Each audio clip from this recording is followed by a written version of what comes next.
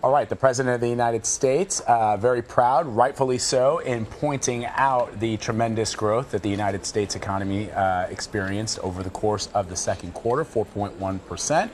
It is the most significant GDP growth rate in quite some time, since 2013. Yeah, about right? that. And so that is something that he and the members of his economic team are very proud of. There's people on social media that are adding me and saying, you know, we as reporters should be more laudatory towards the president for this accomplishment. You know, it is a tremendous accomplishment, and the president should let us know about it. I think that, you know, we also want to put it in context too, and that's Exactly why we ask, you know, about how long is this sustainable? What are we going to see for the rest of the year? But this is great news. This is great news for the president, and it's something that he has talked about for quite some time, and it's something that he campaigned on, and which is he had talked oftentimes on the campaign trail about increasing the GDP numbers. Look, I spent 20 years on Wall Street. I can tell you that anytime you can point to a win, it's great. But the question becomes, for example, in my situation, for our clients, is it sustainable?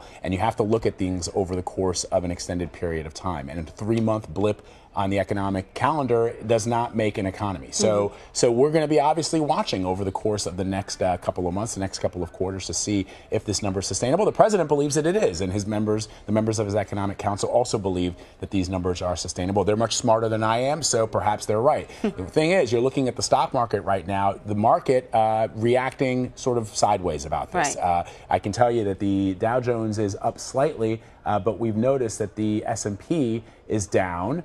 And primarily that is because there's been some volatility in the tech sector. Twitter is down significantly. And energy, I think, too. Energy is also taking a hit, as has Facebook. Facebook is tremendous. It's been crushed over the last couple of days, and so that's part of the reason why we've seen some of the volatility in the S&P and the Nasdaq.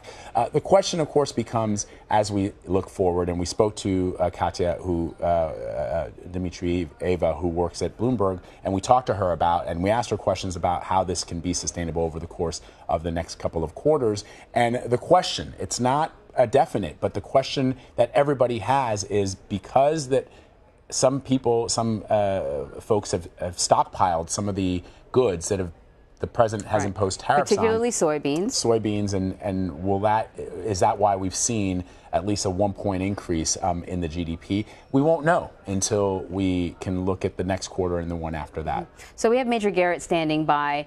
He is the CBS News chief White House correspondent. Major, you listened to what the president had to say. What was your takeaway? Well, clearly the president is not only excited about this economic news, but believes it is economic vindication for political decisions, most of them made in the first year of his presidency. One, to take a very aggressive deregulatory approach to what the Obama administration put in its last 2 years in office, and cajole and lobby and work with Republicans in Congress to pass a large corporate tax decrease, a large personal income tax decrease, and put reforms within the system, both of which the president says is responsible directly for this very strong, it can't be characterized as any other thing than that, very strong second quarter GDP number. And the president said, look, a strong U.S. economy is the time to assert U.S. economic dominance when it comes to trade. This White House believes that a strong U.S. economy is in exactly the right and most advantageous position to carry this trade argument to Europe and to Asia. And the president also took pains to note a small decrease, but a noticeable decrease, $50 billion in the trade deficit. And it is his belief that this trade confrontation will ultimately be resolved, and the time to wage that confrontation is when the U.S. economy is growing and can be resilient and can take what he would characterize, and most of his economic advisors that I've spoken to characterize as momentary confrontations over trade that are not going to last for the long term, but are going to be somewhat disruptive, but in the end accrue more to the benefit of U.S. manufacturers, farmers, and the like. And the time to do that, they argue, is when the economy is robust. Well, clearly these numbers suggest a robust economy. We will see if the president's calculus about trade proves to be correct, but I guarantee you his economic team believes now is the time to wage this fight, and they intend to wage it. Yeah, and that's a great point to make, Major. We can dissect the numbers and we can talk about what those numbers will look like in the next quarter and the quarters after that. But your point is that the U.S. economy is doing better than it did in years previous. And that is, according to the president, a testament to not only the policies that he's put into place. He talked about deregulation. He talked about the tax cuts, but also the team that he has in place. He feels very strongly that he's got some of the best and brightest there. And one thing to keep in mind, and I think the most important, or one of the most important statements made came right at the end, when the chairman of the National Economic Council, Larry Kudlow, said, these are not one-time numbers. These numbers and the growth that they represent are sustainable for as far as the eye can see, or very deep into the future. All right. That's the White House saying, this is not a sugar high. This is not an economic surge that can't be sustained. That is now going to be one of the measuring sticks to evaluate this administration between now and 2020. Because I have talked to some economists who do look at these numbers and say, yes, they're very strong. The Federal Reserve has said they're so strong that interest rates can be raised twice more this calendar year and not deal a destabilizing blow to the economy. It's that resilient. That's fine, but there are aspects of the economic data that are, to other economists, somewhat worrisome.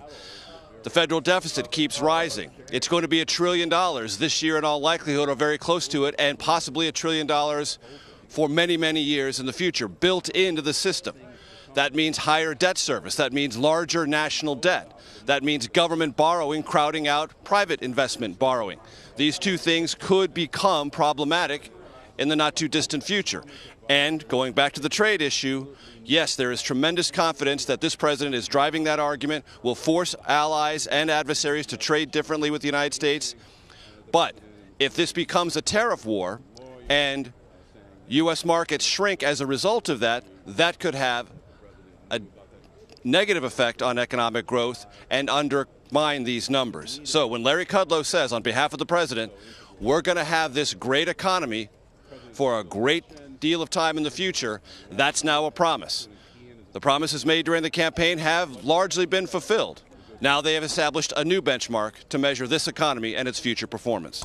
And Major, if we are able to take away all of the things that have happened over the course of this week that really matter to Americans, if you take away the special counsel investigation, you take away Michael Cohen, you take away all the noise around Helsinki, the president has had actually a very good week. He literally kissed and made up with the European Union. He's able to say, look, the deal that I hammered out with the North Korean dictator Kim Jong-un has resulted in something tangible. American remains are coming home. Mm-hmm. And today he can talk about these strong GDP numbers. So if you had to assess the president's week and take away all that stuff, which I know you really can't, but just looking at some of the tangible benefits that most Americans across this country are going to be able to say, well, actually, I can see the results of President Trump's policies and his actions. It is a good week for President Trump.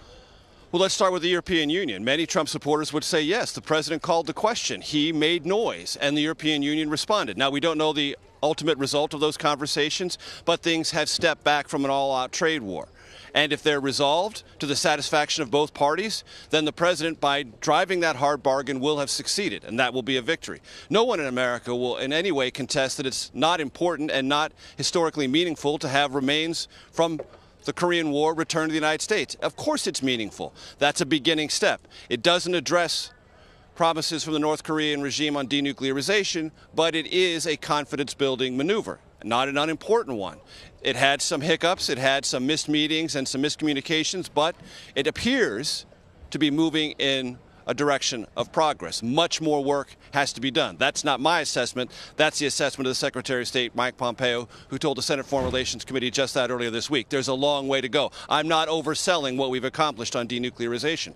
And on the fundamentals of the economy, the president will say, and has said, this is what I promised in the campaign. This is what I delivered with Republicans in Congress last year. Here are the results. Judge for yourself. And he is perfectly willing to be judged on these results. All right, Major Garrett for us at the White House. Major.